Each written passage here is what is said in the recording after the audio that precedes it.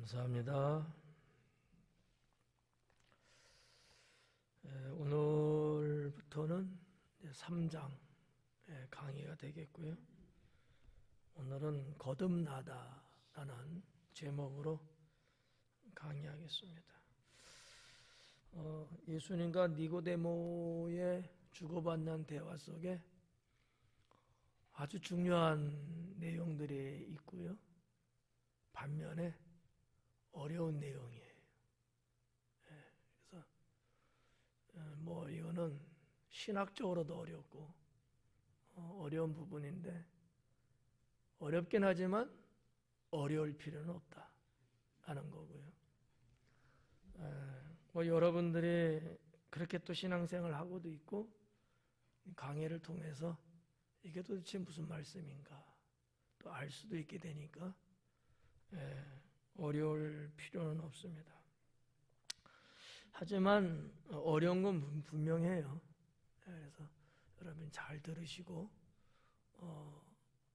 예수님이 무엇을 말씀하려고 하시는구나 라는 거 깨달을 수 있으면 좋겠습니다. 3장에 들어와서 바리새인인 니고데모가 등장을 해요. 니고데모는 성경에 그렇게 나오는 사람은 아닙니다. 아마 여기에 한 3번 정도 언급될 정도로 아주 그냥 간소하게 나오는 인물인데, 근데 물음과 대답에 대한 것은 엄청나게 중요한, 어떻게 보면은 그 당시에 핵폭탄과 같은 어마어마한 말씀이에요. 무슨 말인지도 못 알아듣겠고, 왜냐하면 니고데모는 상당히 똑똑한, 똑똑하다고 말하는 것도 좀 틀릴 거예요. 상당히 지식이 많고 배움이 많고 훌륭한 사람이거든요. 그런데도 불구하고 예수님이 하시는 말씀을 못 알아들어요. 그 이유는 뭘까? 이따가 보면 알아요. 예고편이야 지금. 예고편. 그래서 1절부터 10절까지 한번 쭉 살펴보도록 하겠습니다. 바리새인 중에 니고데모라는 사람이 있으니 유대인의 지도자라 그래요. 이 니고데모라는 이름의 뜻이 백성의 승리자라는 뜻이에요. 2개의 단어로 되어 있는 거거든요. 니고데모. 그래서 승리의 백성, 그러니까 백성의 승리자라는 뜻이거든요.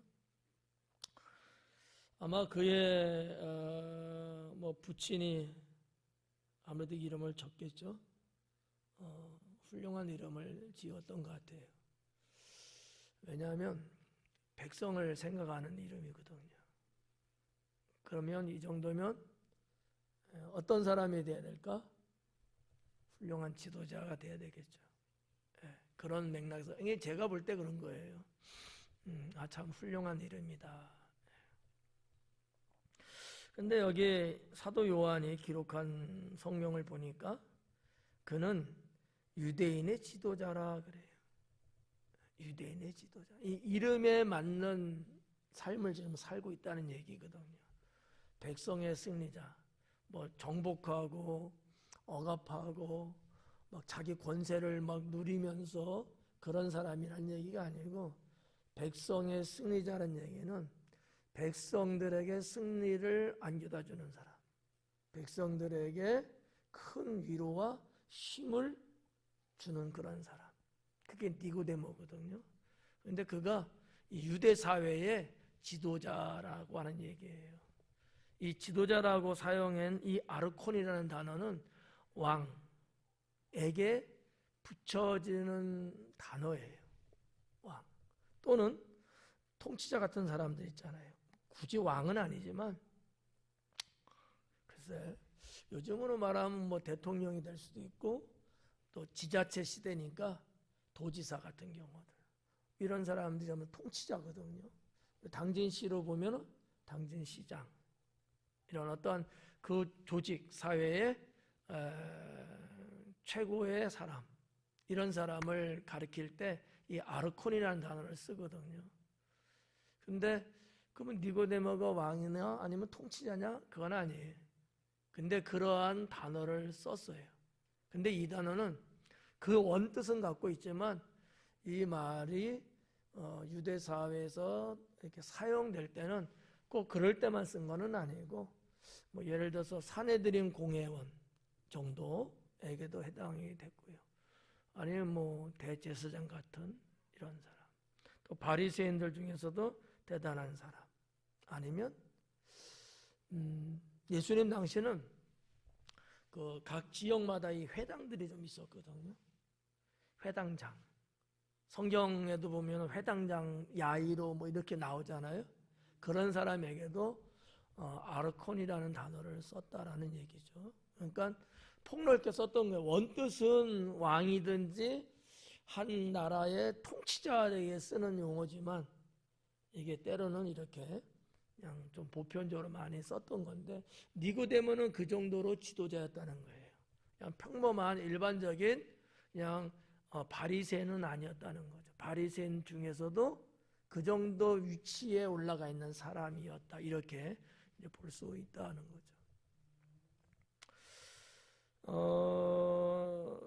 뭐 중요하진 않지만 니고데모는 아마 제가 볼 때 젊은 사람이 아니었을까 이렇게 추정되고요. 연세 많으신 그런 분이기 때문에 지도자, 이게 아니라는 거죠. 성경에서는 물론 뭐 덕망 있고 능력 있고 그런 사람 중에서 연세 많으신 분들을 장로로 세웠거든요. 그런 장로의 니고데모는 아니었다는 거죠. 젊지만 유능하고 배움이 많고, 또 제가 이제 생각하는 건데, 니고데모는 성품도 선하고 사람들한테 인정받을 수 있는 그런 사람이 아니었을까. 왜냐하면 한 3번 정도 니고데모가 소개되고 있는데 그 내용들을 나름대로 관찰하고 살펴보면 그는 과격하지 않고 좀 나름대로 그래도 온화한 사람, 그리고 남을 배려할 줄 아는 사람. 나중에 이제 19장인가 16장인가 19장인가 이렇게 보면은 예수님에 대해서 공박하는 이들에게 오히려 항변도 해주고, 주님의 장사 돌아가셔서 그럴 때도 주님의 장례를 이렇게 뭐라고 할까, 향유라고 표현할까요? 그런 거를 준비해 갖고 장례도 같이 치러주는. 아마 이런 내용은 여러분 잘 모를 수도 있어요. 왜냐하면 성경엔 있지만 훅 지나가면서 읽어버리기 때문에.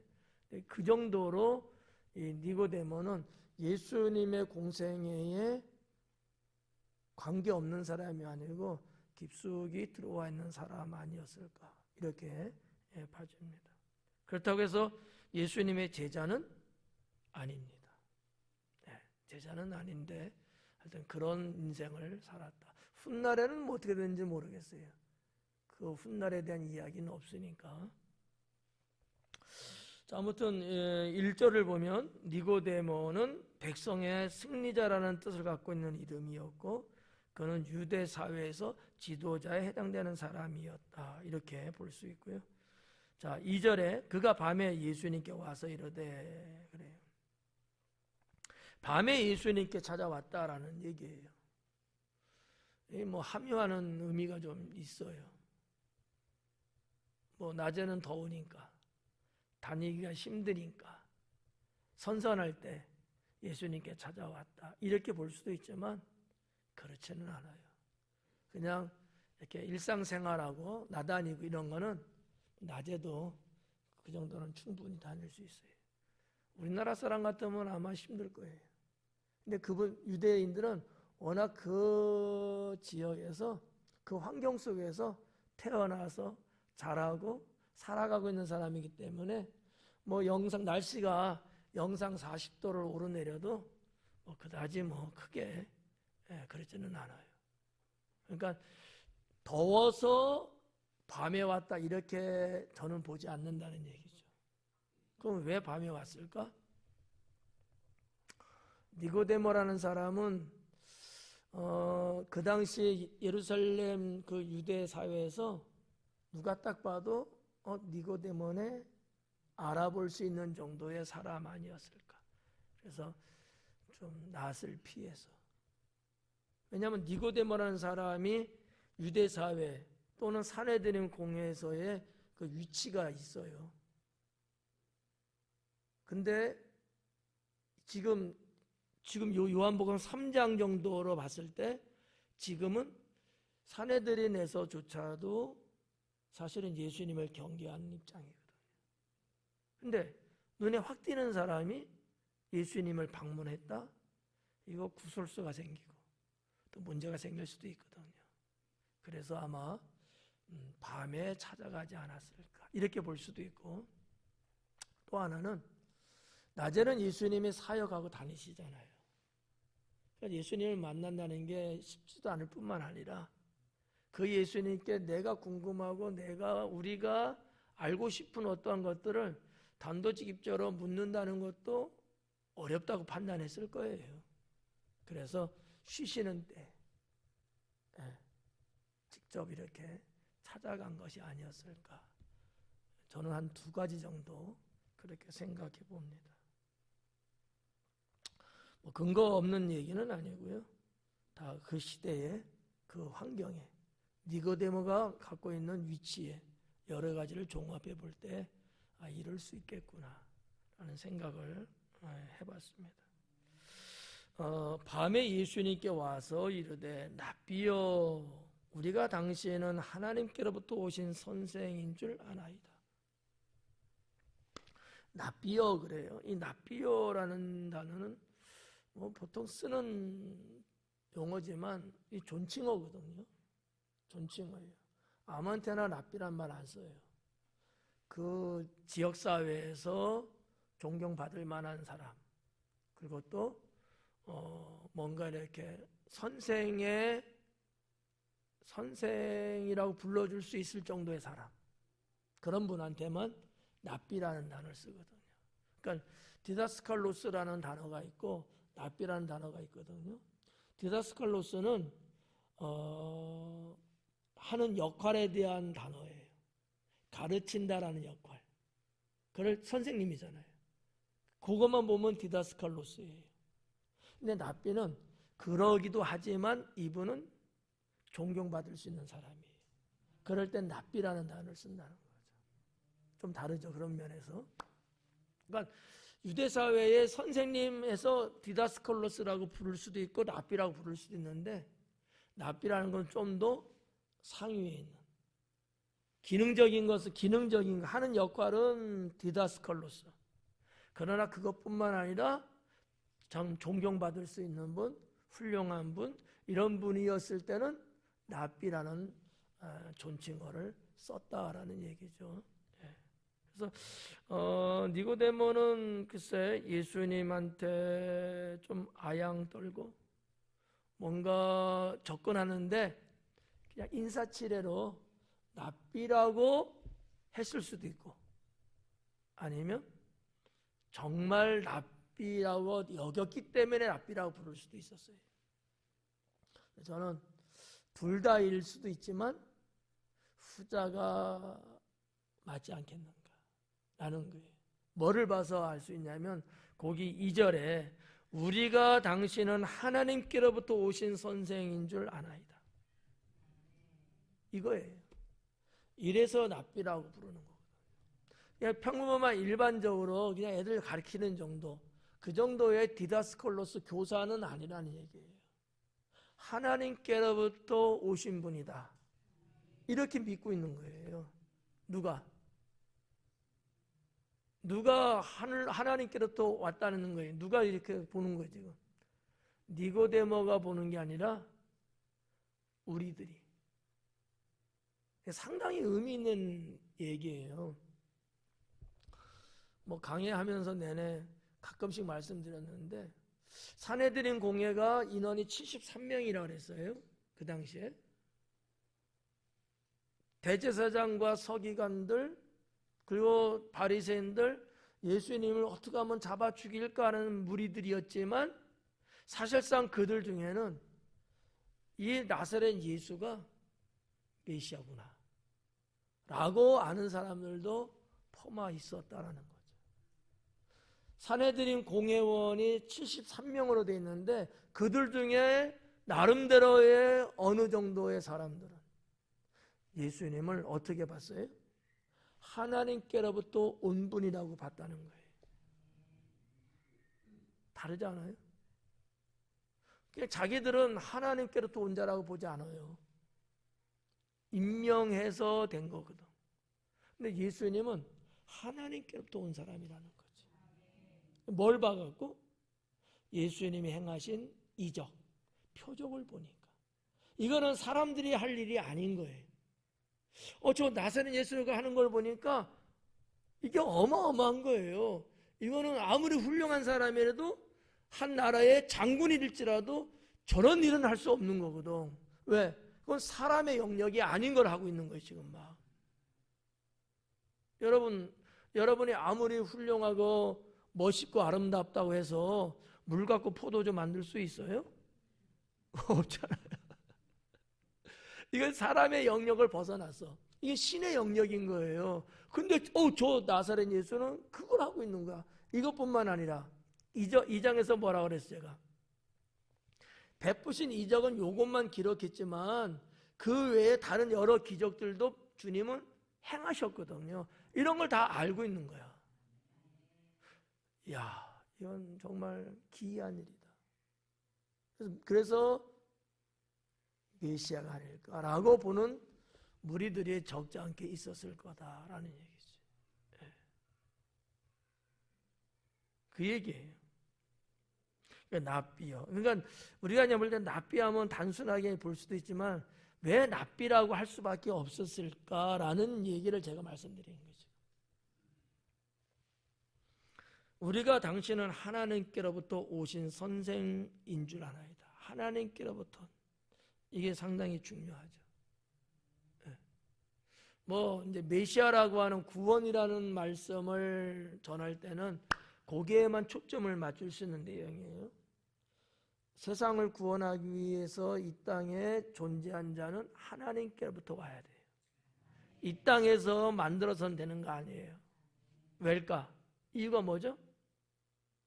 인간은 모두가 죄인이기 때문에. 죄인이 죄인을 구원할 수는 없거든요.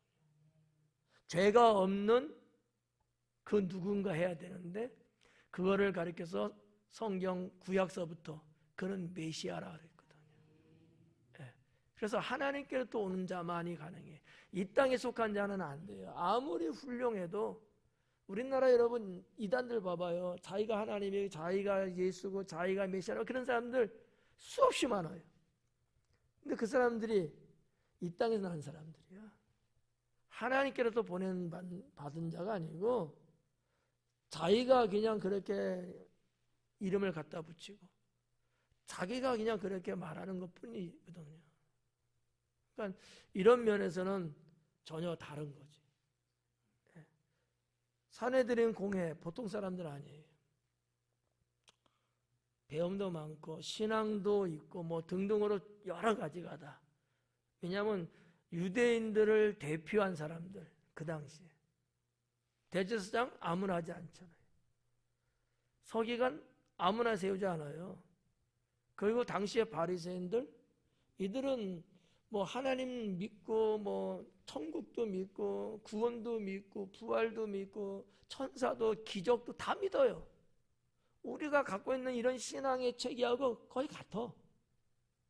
이와 같은 사람 등등이 예수님을 하나님으로부터 온 사람이라고 본다는 얘기지. 그렇다고 보면 니고데모는 지금 대표해서 왔는지도 몰라요. 우리는 선생님을 그런 분으로 알고 있습니다. 근데 누가 온 거예요? 니고데모만 온 거예요. 여러 사람이 대동해서 안 왔어. 왜? 이건 눈에 띄잖아. 눈에 띄거든요. 그리고 확실하지는 않아. 우리는 그렇게 믿는데 확인할 작업이 필요한 거야, 그들에게는. 그래서 사람의 눈에 띄니까 우르르 몰려오진 않고, 아마 니고데모가 혼자 왔을 텐데 대표로 오지 않았을까. 제 생각이지만 대표로 오지 않았을까. 근데 와갖고 우리는 당신을 그렇게 믿습니다 라는 거지. 하나님께로부터 왔다는 것을 우리는 그렇게 알고 있습니다 이러는 거예요.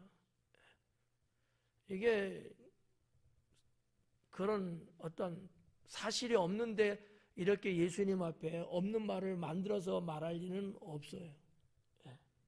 그래서 이 2절 말씀을 보면서 사실 어떻게 보면 메시아만 말할 때는 감히 우리가 이 말씀을 적용시킬 수는 없지만 좀 어려울까요?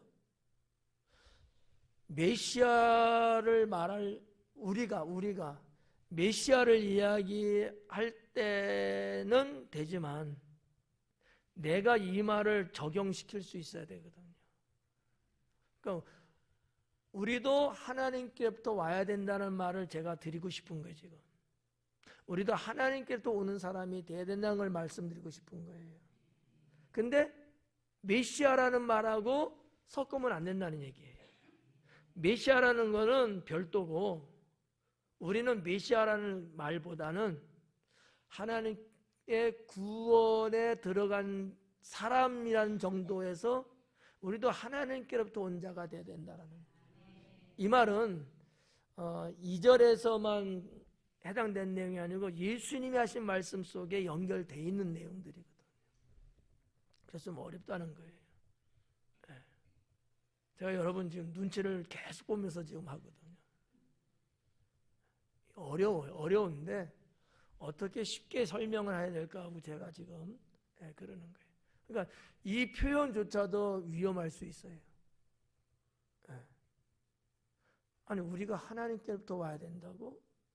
어려울 수 있어요. 오해할 수도 있어요. 그래서 제가 말씀드린 게 메시아라는 말을 내가 메시아다 이런 거 섞지 말고 그건 별도고 우리는 하나님의 구원이라는 측면 더 나가서 하나님께 소명받고 부름받고 주님께로부터 사명받았다는 차원에서는 그런 자들도 역시 하나님께로부터 와야 된다라는 얘기예요.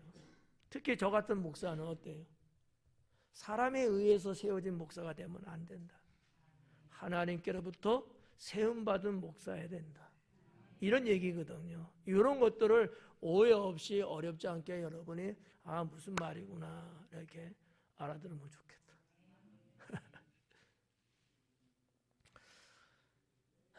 참 교회 안에서도 워낙 싹군 같은 사람들이 많아요. 하나님 이름을 망령되이 일컫고 또 하나님을 능욕하고 교회 안에서도 하나님의 영광을 드러내기보다는 자신의 영광을 드러내고 권력을 잡고 휘둘리는 이런 사람들이 교회 안에들도 있어요.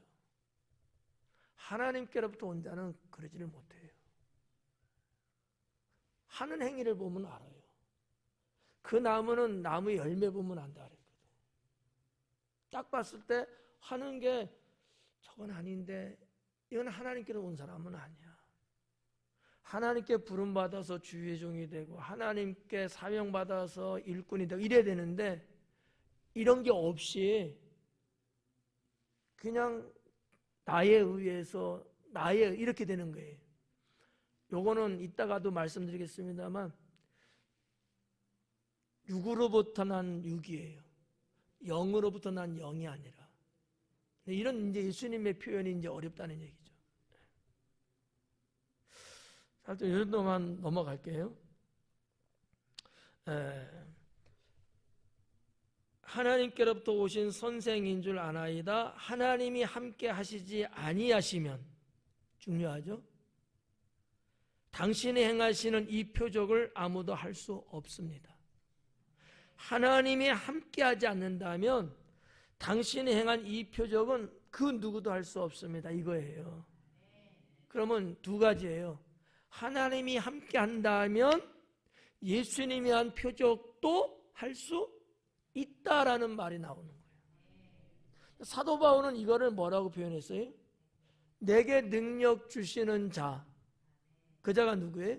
하나님이거든요. 하나님 안에서는 내가 할 수 있느니라 라는 거예요.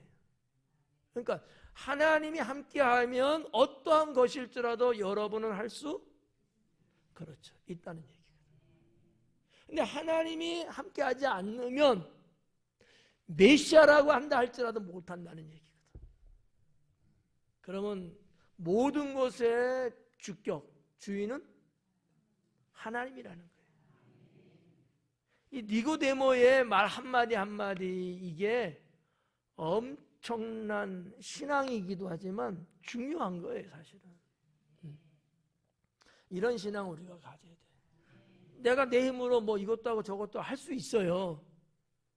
그렇지만 우리는 하나님이 함께 해 주셔야 된다라고 우리는 갖고 있는 신앙이 있잖아요. 네. 여러분 이따가 점심 드실 거 아니겠어요? 여러분 손으로 이렇게 퍼서 드실 거 아니겠어요? 네. 이것만 생각하면 육으로 난 사람밖에 안 된다는 거죠. 이거조차도 하나님이 함께 하셔서 내가 숟가락으로 젓가락으로 밥을 벗어 먹을 수 있다. 이 기본적인 신앙을 갖고 있는 사람이 하나님으로부터 난 사람이라는 얘기죠. 이런 부분들이 이게 상당히 하여튼 중요한 우리 기독교의 그 흐름 속에 있는 상당히 신학적인 부분들이 이제 담겨져 있는 건데 아주 중요해요. 아무튼 하나님이 함께 해야 된다는 거. 그러면 못할 게 없고 내가 아무리 능력이 있어도 하나님이 함께 하지 않으면 그건 할 수 없는 거다라는 거죠. 여기 뭐 이제 당신이 행하시는 이 표적을 아무도 할 수 없다. 이 표적이라는 말은 지난번에 말씀드렸죠. 세메이온이라는 단어, 표적.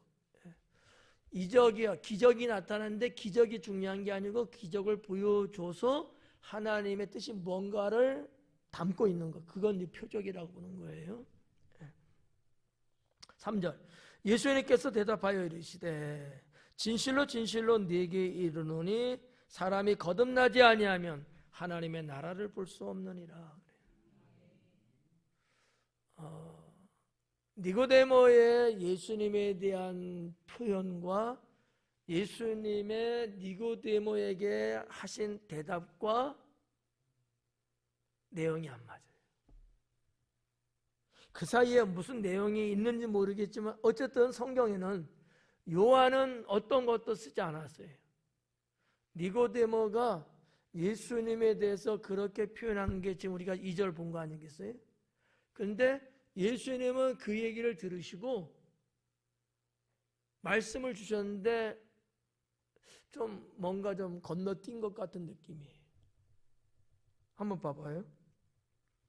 하나님이 함께하지 않으면 표적 아무도 할 수 없어요.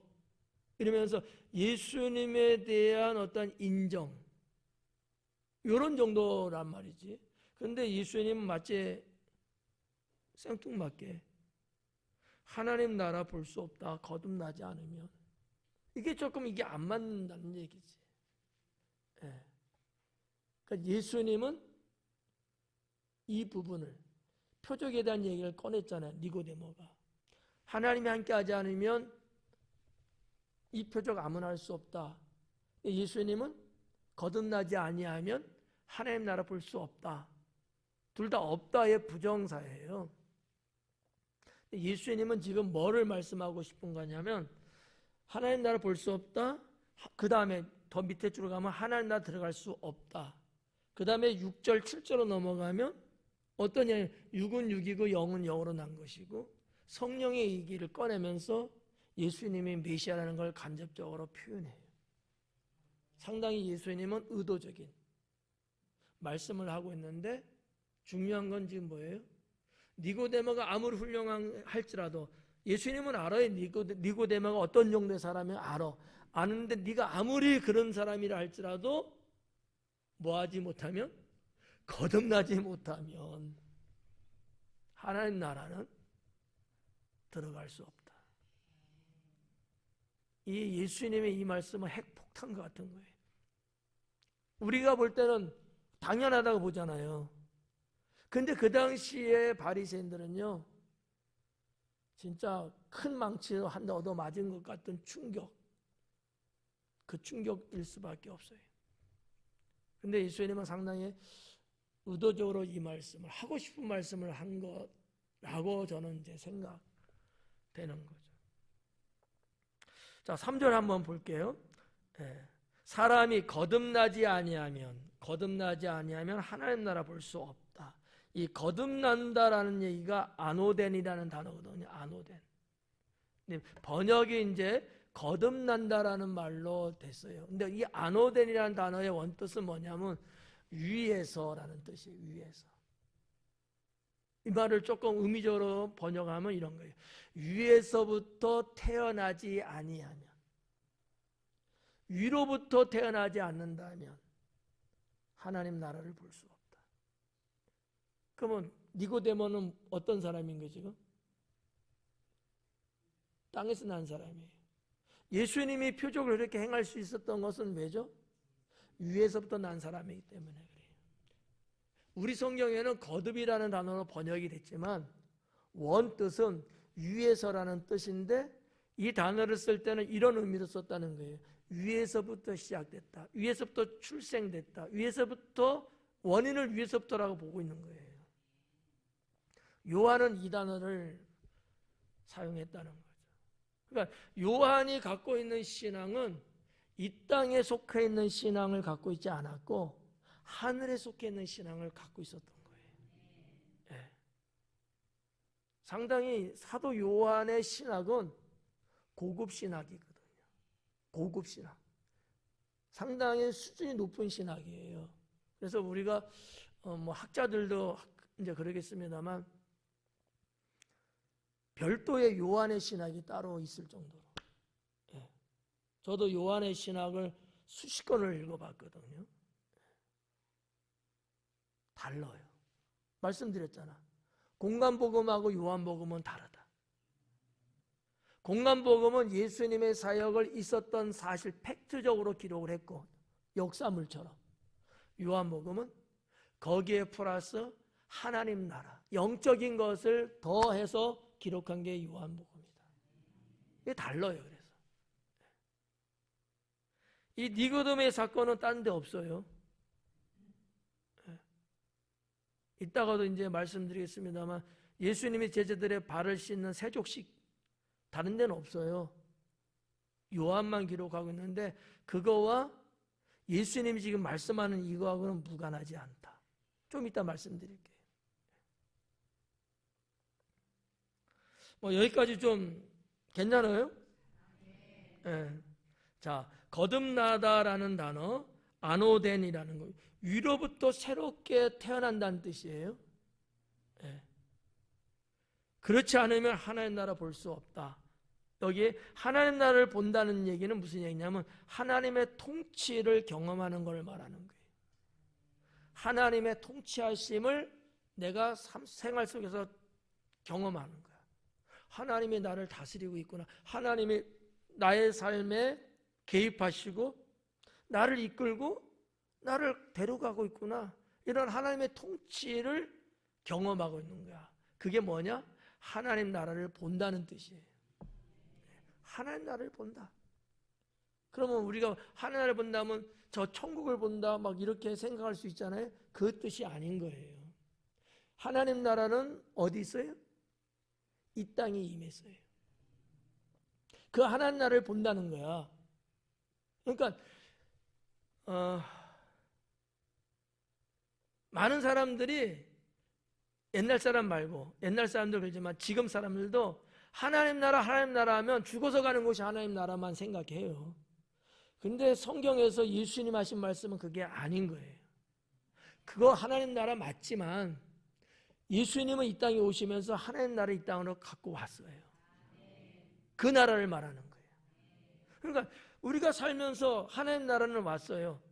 이 땅에 내가 살면서 하나님이 그 나라를 갖고 와서 그 나라 안에 우리가 들어가서 살게끔, 그리고 그 나라에 주님은 왕으로서 다스리고 있는 거거든요. 이런 내용들인데 이거를 잘 못 알아들을 수 있다는 거죠. 이런 것들을.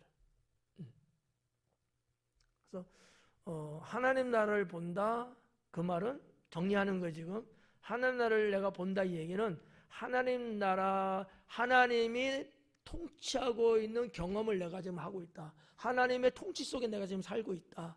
이런 거예요. 예. 우리가 지금 대한민국 안에서 지금 뭐 대통령이야 뭐 위정자들의 어떤 등등등 해가지고 우리가 지금 살아가고 있잖아요. 우리나라를 지금 여러분 우리가 보고 있을까? 지금 우리나라 못 보고 있을까요? 우리나라 보고 있는 거예요. 우리나라 어떤 나라에, 이런 나라야 저런 나라 보고 있잖아요. 예. 대통령이 잘하네 못하네, 국회의원이 잘하네 못하네, 국민들은 어쩌네 저쩌네, 우리가 봐서 알고 있거든요. 그건 왜 그러냐? 이 나라 안에 들어와서 있기 때문이죠. 예. 그런 의미로 여러분들이 조금 이해를 얻으면 좋지 않을까. 아멘은 하는데 아직 잘 모르는 것 같은 느낌이에요. 뭐 어떻게 뭐 한 숟갈에 배부르겠어요. 이거 웬만한 신학생, 웬만한 전도사 몰라요. 어려운 얘기거든.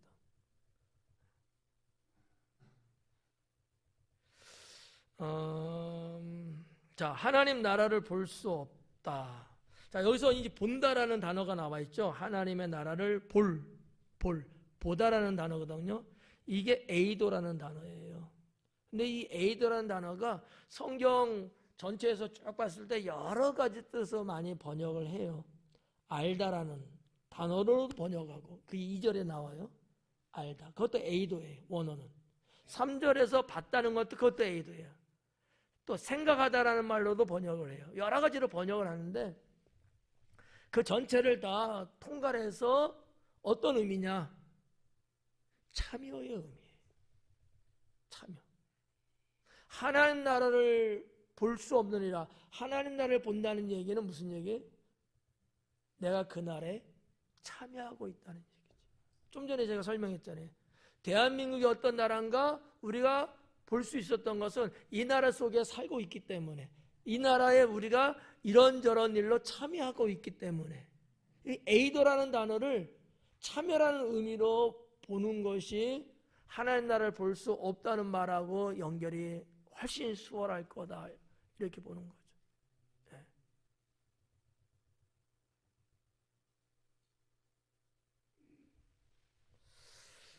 자, 하여튼 뭐 하나님 나라는 죽어서 가는 천국만 생각하지 말자. 이미 그 하나님 나라는 이 땅에 임했다. 예수님 올 때 임한 거예요. 예수님이 그 나라거든요. 그래서 제가 말씀드린 거로 기억하는데, 성경 공부 옛날 칠영리 제가 가르칠 때는 다 말씀드렸어요. 하나님 나라가 있잖아. 저기 있다고 이렇게 봐요. 여기 보이죠? 하나님 나라. 저 하나님 나라가 하늘에 있는 건데, 이 땅에 하나님이 이 땅을 창조하셨잖아요. 자, 세상을 창조하기 전에 하나님 나라에 있는 거예요. 자, 근데 그 하나님 나라가 이 땅에 왔어요. 너 어디 있어요? 그게 교회인 거예요. 이렇게. 자, 이 땅이야. 하나님 나라가 와요. 겹치는 부분 있죠? 겹친 요 부분. 여기가 교회예요. 하나님 나라가 이 땅에 들어와서 하나님 나라로 만드는 것이 교회예요. 네. 교회 개념이 그런 거라는 거죠. 그러니까 교회는 하나님 나라야. 근데 원래는 세상이었는데 그 세상 속에 들어와서 변화시켜 놓은 거예요. 그 부분이 교회인 거예요. 교회는 그런 역할을 해야 된다는 얘기지. 네. 어떻게 괜찮아요? 그러니까 우리 교회는 뭐다? 하나님 나라가 임한 곳이다라는 얘기지. 근데 왜 그렇게 싸워? 이러면 안 된다는 거지. 하나님 나라는 화평함이지 분쟁은 아니거든요. 하나님 나라에 거짓이 있어요, 없어요? 없잖아요. 진실만 있는 거거든요. 이러한 성경에 진짜 성경이 뭐를 말씀하고 있는가를 제대로 알면은 얼마나 좋을까? 얼마나 좋을까? 이런 부분들을 모르고 그냥 이렇게 겉뜻듯이 그냥 이렇게 신앙생활 하니까 육신은 여전히 살아있고. 자, 4절에 니고데모가 이르되, 봐봐요. 니고데모가 이르되 사람이 늙으면 어떻게 날 수 있습니까? 거듭나야 된다니까. 다시 태어나야 되니까 이 얘기를 하는 건 니고데모가. 그 똑똑한 사람이 이상하다. 사람이 늙으면 어떻게 또 날 수 있지? 어떻게 또 태어날 수 있지? 그거예요. 날이라는 것은 태어난다는 뜻이거든요. 원어에도. 어떻게 태어날 수 있사옵나이까? 두 번째 모태에 들어갔다가 날 수 있습니까? 이 얘기예요. 얼마나 단순하게 지금 묻는 거예요. 정말 이럴 수 있어요? 없잖아요. 그러니까 예수님의 이 말씀을 전혀 이해를 못하고 있다는 얘기예요. 왜? 누가 이와 같은 말씀을 예수님 이전에 가르친 자도 없고 아는 자도 없고 모를 수밖에 없죠. 세례 요한이 복음을 전하고 그러긴 했지만 예수님의 이와 같은 복음은 전하지를 못했거든. 왜? 단지 예수님의 길을 예비하는 정도밖에 안 됐어요. 그분이 메시아는 아니거든. 그러니까 4절 말씀 놓고 볼 때, 이 니고데모는 아노덴을 이해 못하고 있구나. 아노덴을.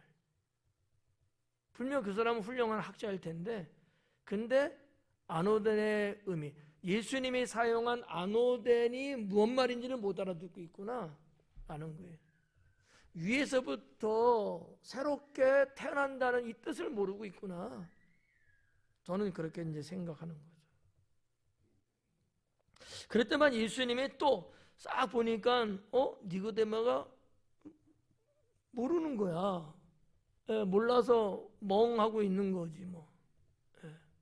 누구처럼. 그래서 5절에 뭐라 그래요?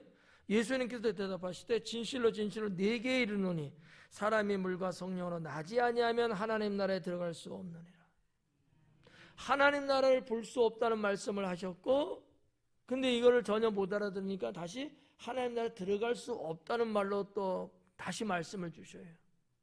사실은 같은 계열의 의미예요. 근데 표현을 다르게 하신 거야. 본다는 것을 들어간다는 거로. 근데 여기서 보니까 뭐라 그래? 물과 성령으로. 또 새로운 이야기를 또 하시네. 아까는 거듭나면 그랬는데 지금은 물과 성령으로 그러는 거예요. 근데 그게 같은 거예요. 거듭남은 무엇으로 가능하냐라는 거지. 물과 성령으로 거듭나지 않으면 안 돼요. 우리가 하나님께 구원받고 거듭난다는 표현하는데 일명 중생이에요. 물과 성령으로 거듭나지 아니하면, 앞에서도 거듭나지 아니하면, 여기 지금 5절에서는 물과 성령으로 나지 아니하면 똑같은 아노덴이에요. 못 알아들으니까 다르게 설명을 이제 하시는 거야. 근데 그 말을 더 모르겠어. 어쩌면 나 같을까? 설명했는데 못 알아, 또 다른 설명했는데 그걸 더 몰라. 이러면 골치 아프지 이제. 여러분 여기 봐봐요. 물과 성령으로 난다는 얘기를 하시는데 물은 뭐를 말하는 거고 성령은 뭐를 말하는 걸까? 이런 내용이 박사학위 정도 받을 때 논문 쓰는 거거든요. 박사학위. 여러분 어떻게 박사님 되실래요? 신학 박사. 물은 어렵게 생각하지 마시고 뭐 여러 가지로 뭐 해석하는 분들이 있어요. 그런데 뭐 맞을 수도 있지만 제가 볼 때 그건 아니고 하나만 보세요. 주님은 답을 하나 갖고 말씀하거든요. 번잡하게 하지 않아요. 원뜻 전공만 딱 말씀 주시거든요. 물과 성령이에요. 이 물은 세례 요한이 베풀었던 물이에요. 물세례죠. 우리가 보면 침례인 거죠. 자, 예수님 메시아로 오셨어요. 침례 받았어요, 안 받았어요? 왜 받았어요? 그분이 하나님이신데 왜 받았죠? 그래야 된다고 본을 보이신 거예요. 그래, 네가 침례 세례 요한한테 한 얘기예요. 네가 나에게 침례 베푸는 것으로 하나님의 영광 돌려라. 하나님 뜻을 이루라는 거예요. 그게 하나님이 원하는 거예요. 그러니까 하나님이 원하는 것은 세례 요한을 통해서 백성들에게 침례를 베푸는 거였어요. 침례 베푸는 거. 우리가 침례 받았다고 구원받는 건 아니에요. 그런데 거듭남에 있어서는 침례 받는가? 근데 침례 받는 게 그 무슨 의미입니까? 죄 씻음 받는다는 뜻이에요. 죄 씻음 받는 거예요. 그러니까 침례를 장난으로 받는다? 그는 하나님을 범하는 거죠. 침례 받는 게 내가 이전의 세상의 삶하고는 내가 결벌한다는 거예요. 지난날에 지은 죄를 내가 용서받는다는 거거든, 침례는. 그래서 우리가 침례 받을 때 여러분, 자 들어가요 했을 때 요만큼만 딱 들어가고 그거 쏙 나오면 어떻게 해요? 다시 들어가세요 그러잖아.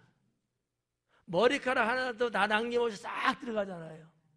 우리의 모든 것이 다 주님의 보혈로 죄씻음 받는. 아니야 그러면 안 돼. 요만큼은 남겨놓을까? 여기만 이렇게 들어가고 아니란 말이에요. 침례의 진짜 영적 의미는 죄씻음이에요.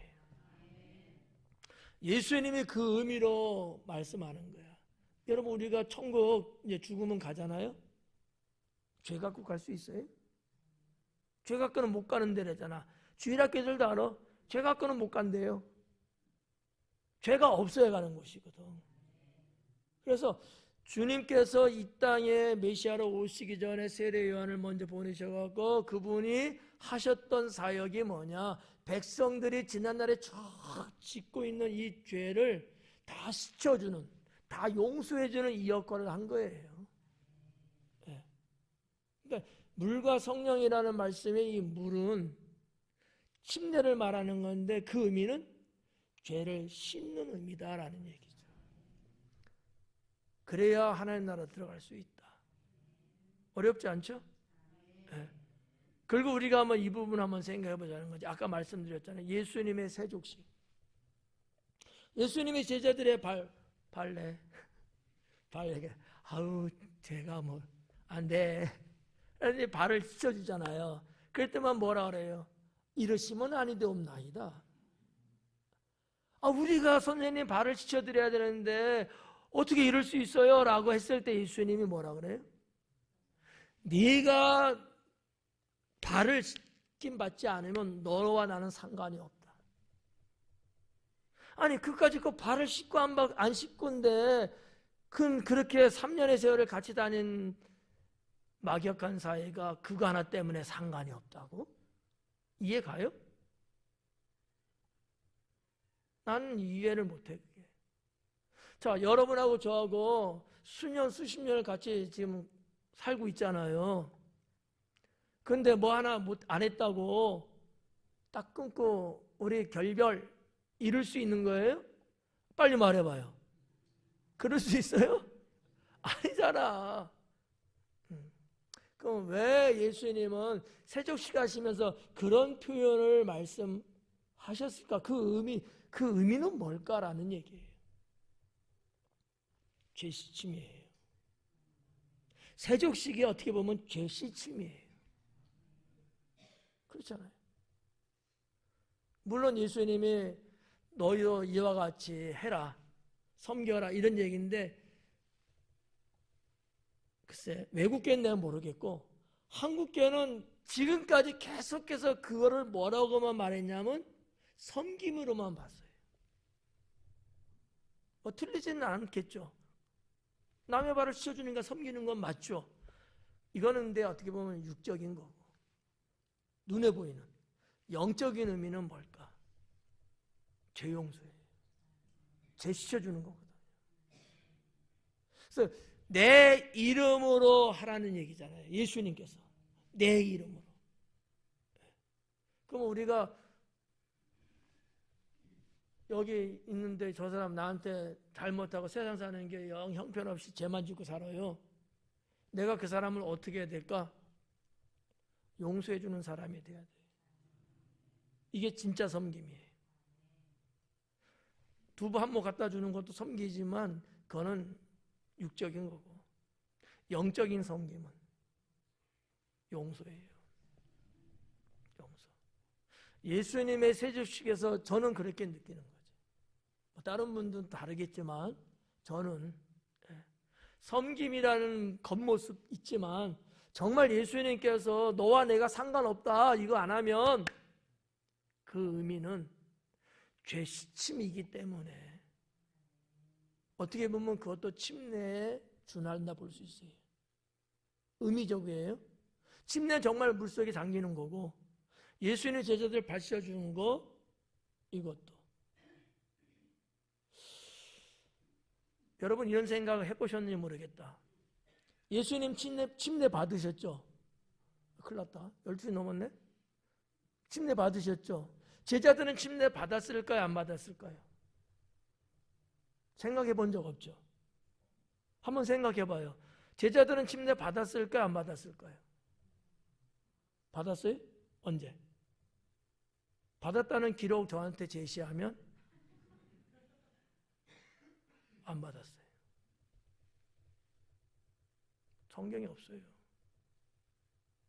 자, 성경에 보니까 이스라엘 백성들이 애굽에서 나올 때 홍해를 건너오지 않습니까? 물속을 지나온 거예요, 사실은. 그죠? 바다니까. 근데 성경은 뭐라 그래? 침례 받은 거로 이야기하십니다. 육적인 거로 볼 때는 물도 안 닿는데 이렇게 볼 수 있지만 하나님 보시는 영적 의미로는 이미 바다를 지나서 넘어온 거예요. 애굽에서 나와서 하나님 나라를 가고 있는 그 과정 속에 홍해를 걷는 거거든요. 이거를 침례받은 거로 이야기합니다, 성경은. 제자들이 예수님으로부터 발시침 받아요. 이거하고 이스라엘 백성이 애굽에서 홍해 건널 때 마른 땅으로 건넜어요. 이거하고 어떤 게 침례하고 그나마 가까워요? 에? 마른 땅? 발시친 거 어떤 거야? 발이 말랐다고요? 그래도 우리도 적신기에 좀 가깝지 않아? 홍해는 신발에 물이 안 묻었다니까. 그 정도로 바짝 말랐다니까. 근데 세족식은 물로 씻었잖아. 침례는 물 위에 잠기는 거잖아요. 어떤 게 좀 더 가까워요? 여전히 홍해야? 홍해야? 세족식이라니까.